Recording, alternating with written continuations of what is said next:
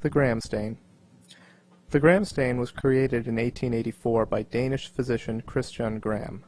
This stain is the most commonly used differential stain. A primary stain, such as crystal violet, is first applied and then fixed within the cell via the use of iodine.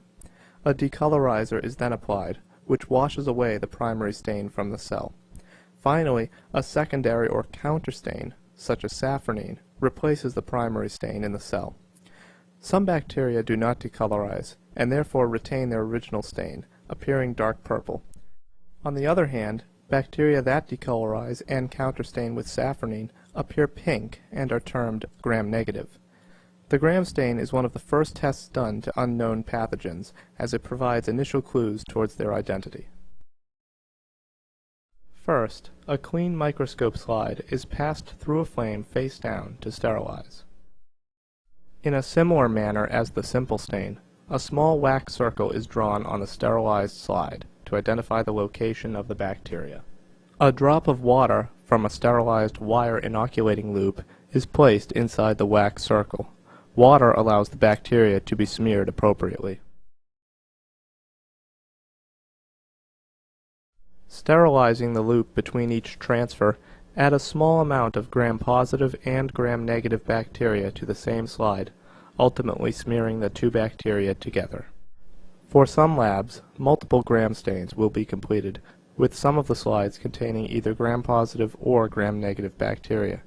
These other slides will act as controls for the slide containing multiple types of bacteria. Once dry, the bacteria are killed and fixed to the slide by passing the slide through a flame. Make sure that the bacteria never come in contact with the flame. The Gram stain consists of a series of stains. First, cover the smears with crystal violet for 30 seconds. Gentle rocking of the slides will facilitate proper coverage. Between each stain, the slide is to be rinsed with water. A gentle stream of water should be applied to the tilted slide, taking care not to spray directly onto the bacteria, as this may wash away the bacteria. It is not necessary to dry the slide until the entire Gram stain is complete. Make sure to repeat this washing process between each stain. Next, Gram's iodine is applied for 30 seconds.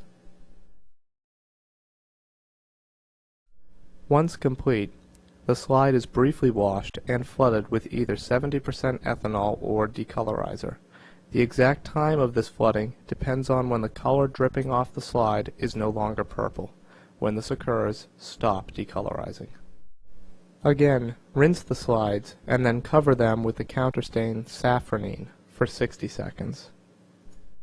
Rinse thoroughly one more time and blot dry with bibulose paper.